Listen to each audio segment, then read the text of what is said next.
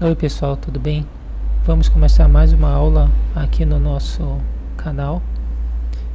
Já fazia algum tempo que eu não gravava uma aula aqui nesse espaço, mas resolvi agora, nesses últimos tempos, retomar essas atividades. E eu queria começar de um jeito bem devagar, de uma marcha bem lenta, e é com uma aula que eu já havia feito, que é a aula sobre potência. Na nossa última aula nós estudamos a conservação da energia mecânica. Basicamente nós vimos que corpos que têm uma força conservativa apresentam dois termos, um termo de energia cinética e um termo de energia potencial, que se contrabalanceiam de modo que uma certa quantidade, a energia mecânica, se mantém constante ao longo do movimento da partícula. E na aula de hoje nós vamos estudar o conceito de potência. Mas para que a gente consiga entender esse conceito de potência, a gente precisa se lembrar de um conceito anterior que nós já discutimos aqui, que é o conceito de trabalho. Trabalho basicamente é a integração da força no espaço, de um certo ponto inicial até um certo ponto final. Uma das perguntas que a gente poderia fazer é: uma vez que eu estou pegando uma partícula e colocando uma força nela de um ponto inicial até um ponto final, a gente poderia se perguntar o quão rápido isso daí acontece. Pode acontecer de um jeito devagar ou de um jeito rápido, e a questão toda é saber como que a gente conseguiria ser capaz de mensurar essa quantidade física. E essa quantidade física é justamente o que nós chamamos de potência. Então, potência é uma quantidade física que mede a taxa temporal do trabalho em um instante de tempo.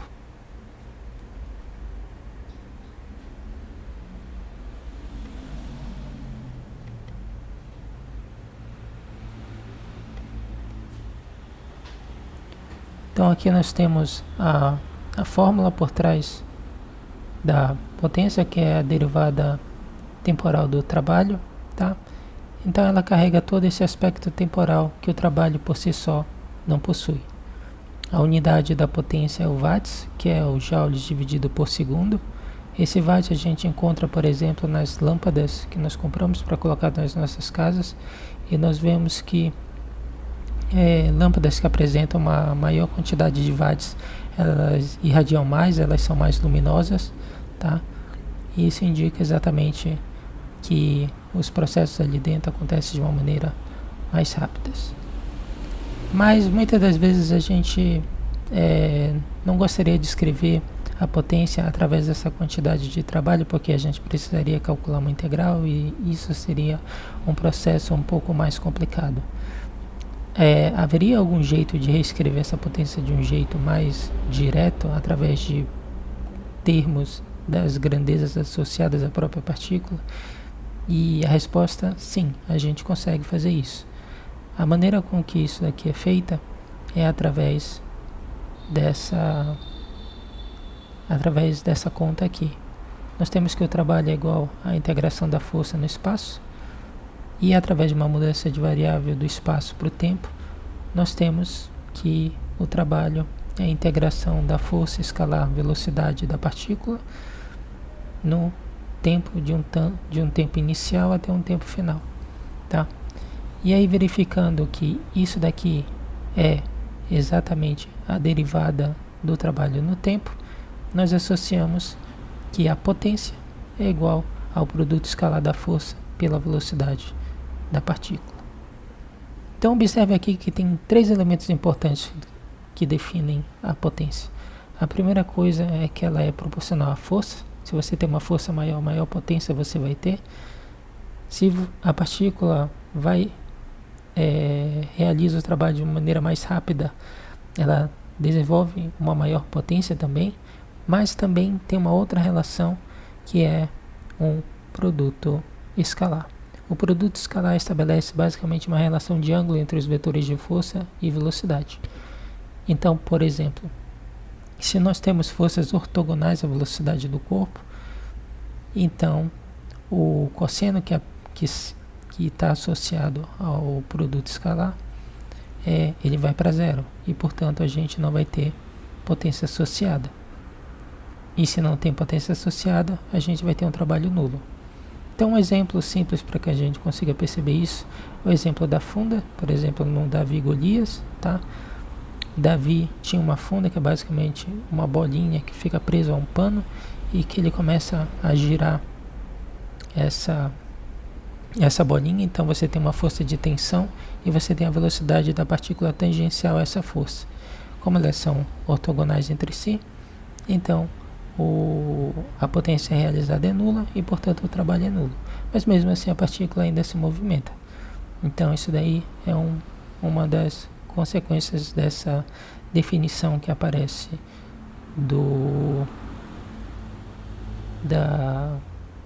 da potência. Um outro exemplo também interessante também, em que a gente não tem potência, mas ainda assim você tem movimento associado, é um disco girando em uma superfície com atrito.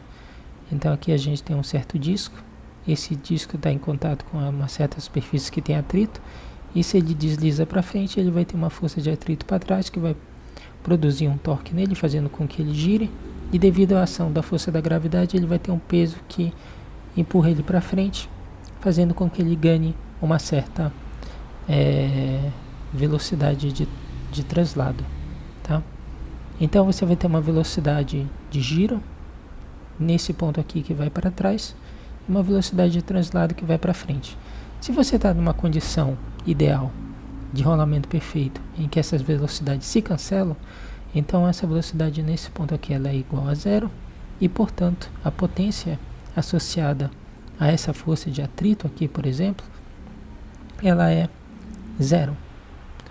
Então você não vai ter nenhuma potência associada a essa força de atrito, o que é algo muito curioso, mas ainda assim você vai ter um movimento acontecendo.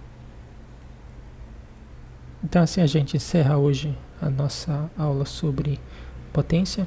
Na nossa próxima aula nós vamos estudar uma análise qualitativa de curvas potenciais. Nós vamos ver como, olhando um gráfico da energia potencial, nós vamos ser capazes de extrair quantidades de interesse sobre a dinâmica da partícula. E esse é um assunto que eu acho bem interessante. E, pois bem, se vocês gostaram do que vocês viram, deem um joinha, comentem se vocês tiverem alguma questão, compartilhem, se inscrevam no canal. Agradeço a atenção de vocês. Até uma próxima.